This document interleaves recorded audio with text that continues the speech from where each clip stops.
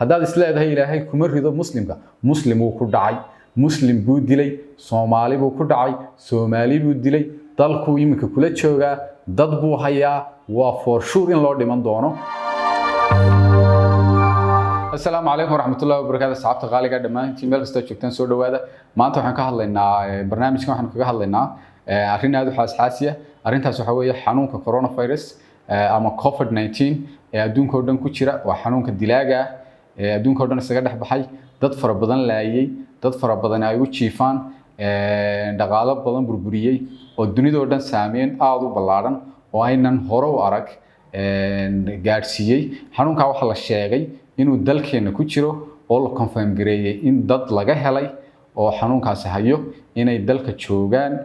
taa macnaheedu waxa weeye in khatartii xanuunkaasi lahaa ay dalkeena soo gaadhay taasi waxay ina tusaysaa sidaynu khatarta ugu jirno siday tahay inaynu u taxadirno siday tahay inaynu isu ilaalino dadkeennana u ilaalino nafaheennana u ilaalino kuwa shacabkeennana u ilaalino xanuunkani maaha xanuun la yaraysan karo waa xanuun aad iyo aad halis u ah waa xanuun dalalkii adduunka ugu taajirsanaa dalalkii adduunka ugu technology-ga badnaa dalalkii adduunka ugu horumarsanaa oo ay ka soo cawdeen oo si xun u dhex galay oo dad fara badan ka laayay oo waxay ka qaban karaan aanay jirin inkastoo isku dayayaan maxaad u malayn kartaa dalkeena faqiirka ah ee caafimaadkiisa aynu ognahay ee siyaasadihiisa iyo hoggaankeeda aynu ognahay maxaad u malayn kartaa inuu sidee inoo geli karo qof waliba taa ha ka fikiro xanuunka Mareykan xarunka China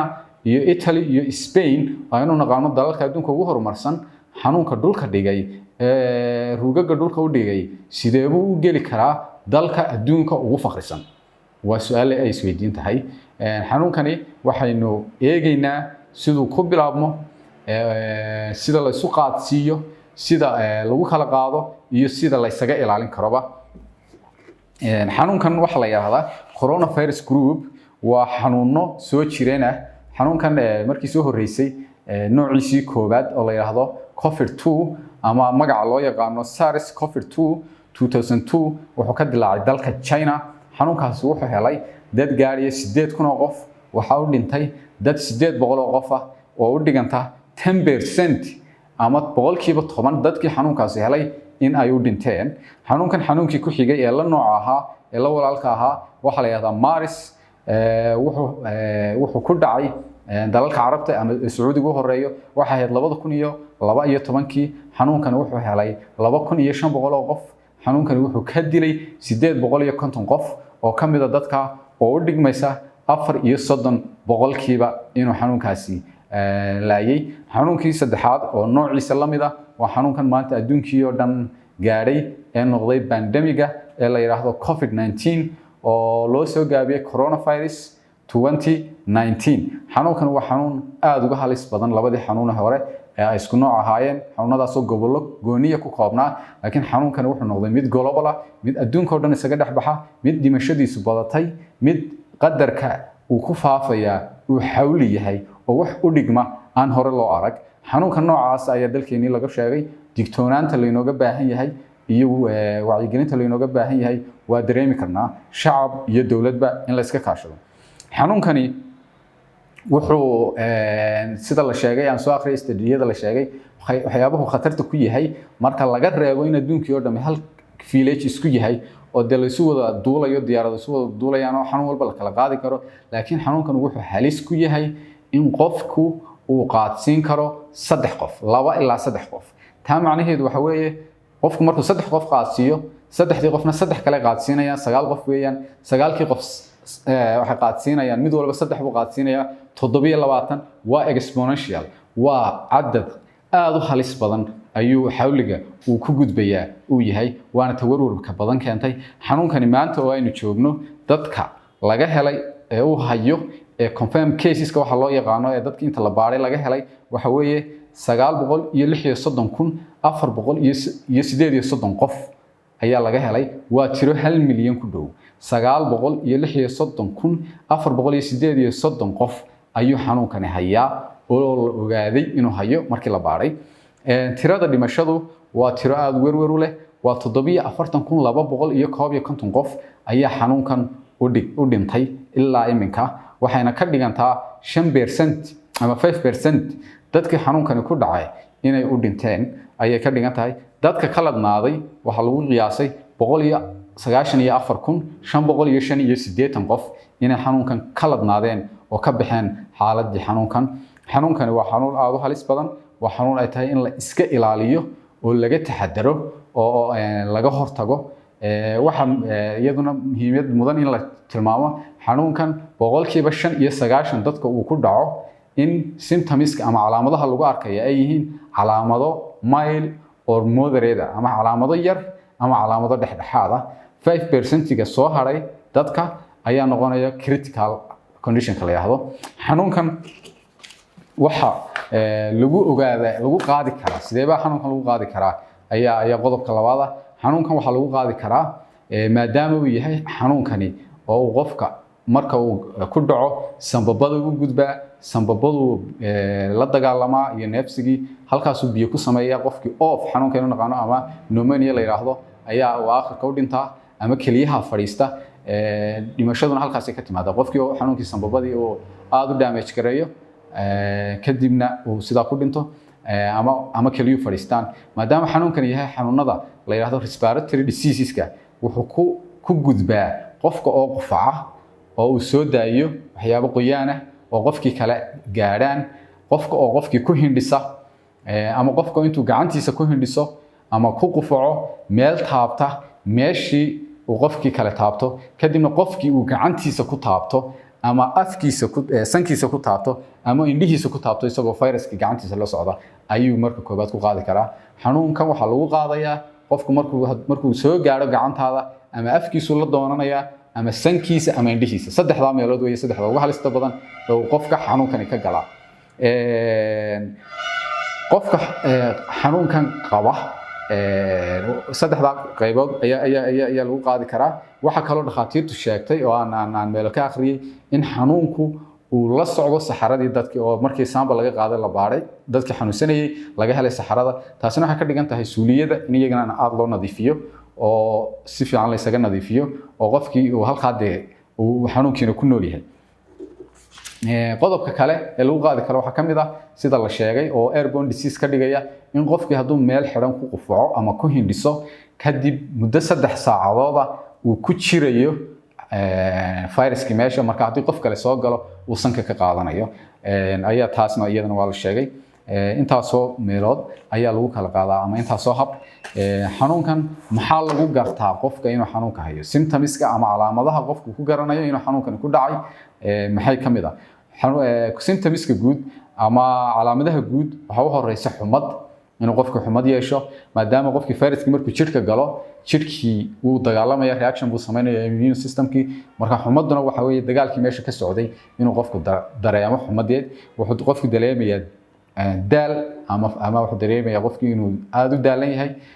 qofka saddexaad waxa weeye qufac qallalan, qufac aan xaako iyo waxba qoyaan la socon oo fara badan ayaa iyaguna jira. waa common symptoms kuwa guud. waxa kaloo jira other symptoms kale kamid ah qofka oo neeftu ku yaraato,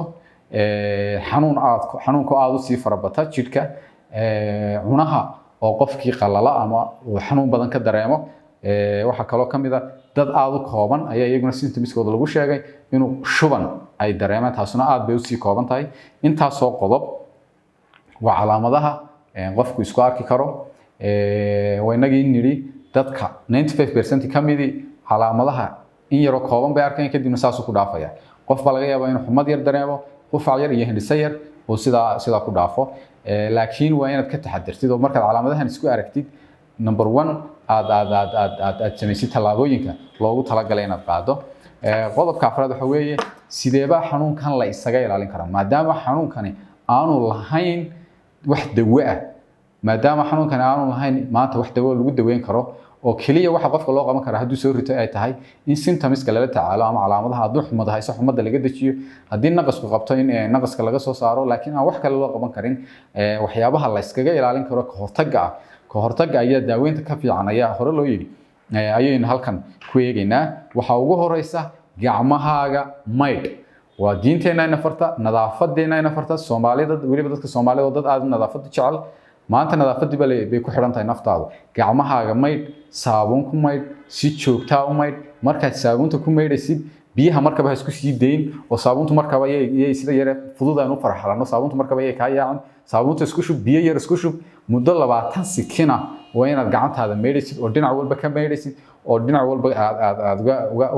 aad ka maydhaysid waa inaad ka soo qaadaa inaad xaydh iska maydhaysid maadaama xanuunkani proteins uu leeyahay uu yahay protein ka samaysan yahay sida xaydh oo kale ah jidhka wuu ku dhigaya hadduu kugu jiro maaha wax biyo yari ka ama saabuun yar dusha kaga falaxsiisa ka goynayaan waa wax u baahan sida haddaad xaydh cuntay inaad sida gacmahaaga xaydh leh aad isaga maydho aad xoog u maydho aad si fiican u maydho waa inaad dadka aanad ku soo dhawaan waa inaad dadka salaamin gacan qaadin waa inaad halkaa ka salaanto qofka oo aanad ku soo dhawaan 1 mitir waa inaad qofka u soo jirsato inta daruuriga weeyaan waa inaad iska ilaalisid inaad taabatid wajigaaga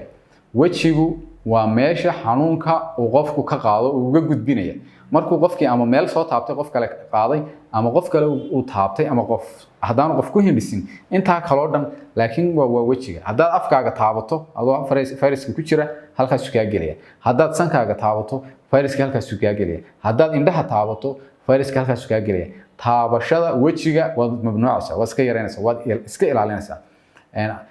taasina waa qodobka labaad haddii aad qufacayso ama hindhisayso ama dureeha ku hayo ama wax kale yey ku hayn mar walba inaad adigu taxadirtaa oo aad iska ilaalisaa haddii aad qufacayso ama hindhisayso labad masala ku banaan ta koobaad waxa weeye inaad maro masar ah afka ku dabooshi kadibna marada meel aan dadka u dhaweyn ama dustbin loogu talagalay ku tuurti